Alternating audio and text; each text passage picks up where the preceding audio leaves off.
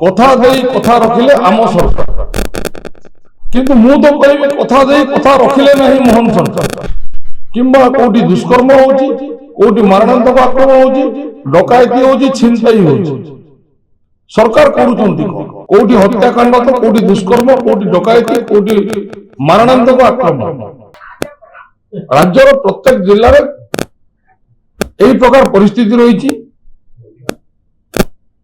खोर्धा जिला भुवनेश्वर कटक पुरी जाजपुर केन्द्रापड़ा बलांगीर संबलपुर सुंदरगढ़ कलाहांडी एमती प्रत्येक जिले में कोठी ना कोठी प्रत्येक दिन हत्याकांड होउची किंबा कोठी दुष्कर्म होउची कोठी मारणांतक आक्रमण होउची डकायती होउची छिनताई होउची सरकार करूचंती कोन वर्तमान सरकार रे गृह विभाग दायित्व निजे मुख्यमंत्री रही लज्जा लगुच विभिन्न समय वर्तमान सरकार तथा भारतीय जनता पार्टी विभिन्न स्थान में पोस्टर बैनर लगाउछंती कथा देई कथा रखिले आम सरकार किंतु मु तो कहबी कथा देई कथा रखिले नहीं मोहन सरकार लोक किसी परिवर्तन आशा करी सरकार बदलैथिले विगत दिन 24 वर्षर सरकार ऊपर अतिष्ठ होई वर्तमान सरकार को लोक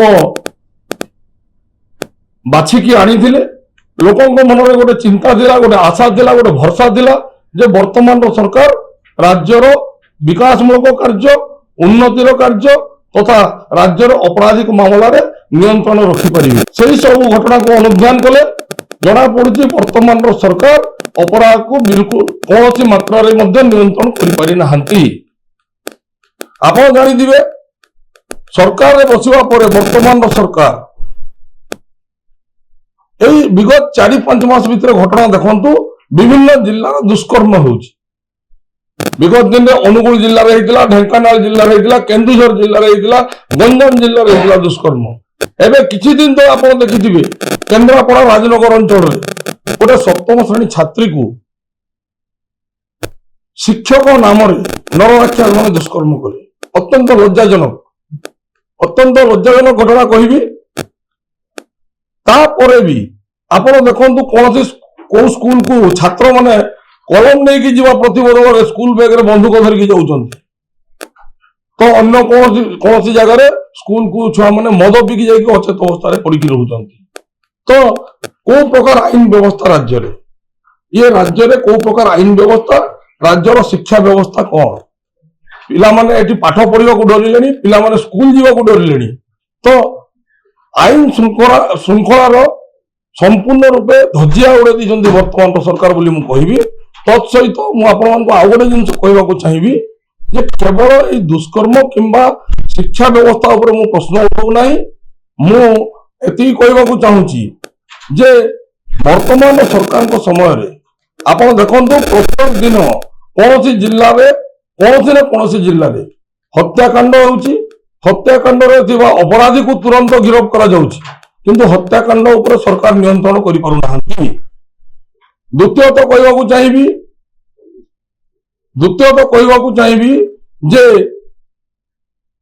राज्य राजधानी भुवनेश्वर रे बहु मात्रा अपराधिक मामला वृद्धि पाउची कहीं वृद्धि पाउची राजधानी गोटे शांतिप्रिय जगह थिला आपण जानिथिबे जगन्नाथ माटी एही माटी रे गोटे ओडिशा राज्य संपूर्ण रूप गोटे शांतिपूर्ण राज्य थिला एही राज्य रे एपरि अपराधिक कार्यकलाप वृद्धि होबार कारण कोन आमे बारंबार कहूँ सरकार को आपण निशा कारोबार प्रति कठोर कार्यानुष्ठान नियंतु निशा कारोबार को संपूर्ण रूप राज्य बंद करूँ किंतु सरकार निशा कारोबार को बंद करने प्रतिबदल में आहरी नूतन रूप से विदेशी मद दुकान संख्या वृद्धि कर लगी आजिकल तो आहरी गोटे नूतन जिन शुणा मिलला जे मद काच बोतल न आसिक टेट्रा पैक आसो जूस भाई आसो लोक पीबार आहरी माने सुविधा हम तो सरकार को आम बारंबार दाबी उपस्थापन करुचु जे आपण राज्य में केवल मद नुह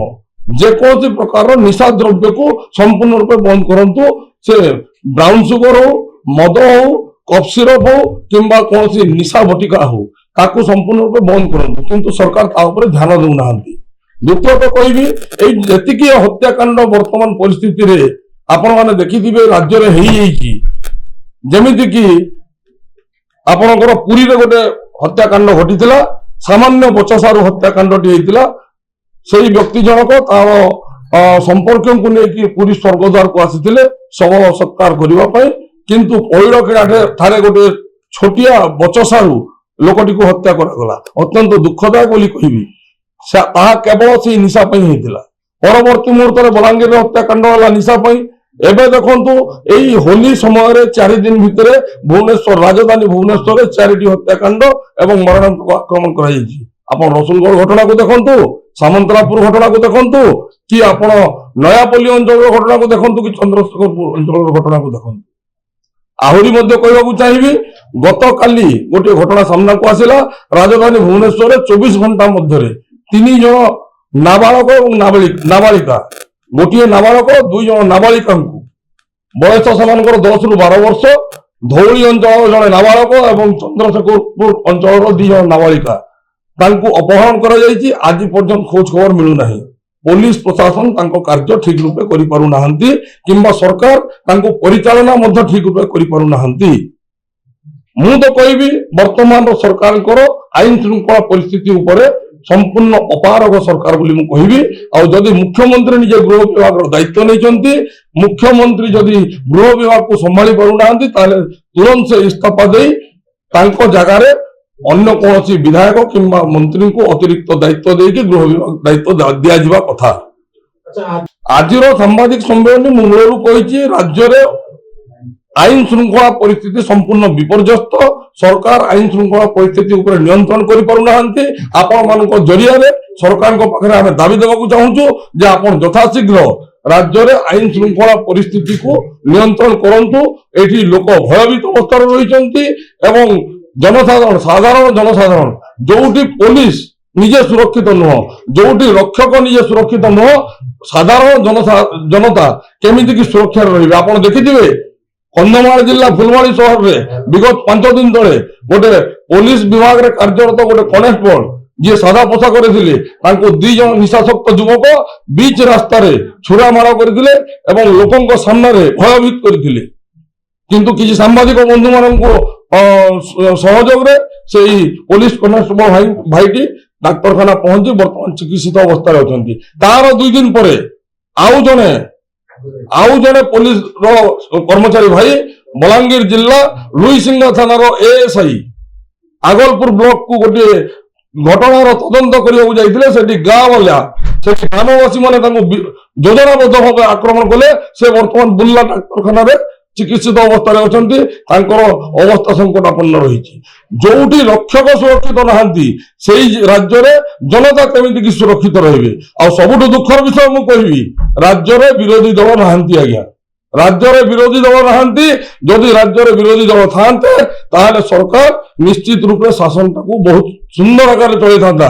କାହିଁକି ବର୍ତ୍ତମାନ ରାଜ୍ୟରେ କୌଣସି ବିରୋଧୀ ଦଳ ସ୍ୱର ଶାଣିତ କରୁନାହାନ୍ତି, ସ୍ୱର ଉତ୍ତୋଳନ କରୁନାହାନ୍ତି କିମ୍ବା ସରକାର ଯୋଉ ଜାଗାରେ କାର୍ଯ୍ୟ କରିପାରୁନାହାନ୍ତି ତା ଉପରେ ପ୍ରଶ୍ନ ପଚାରି ପାରୁନାହାନ୍ତି।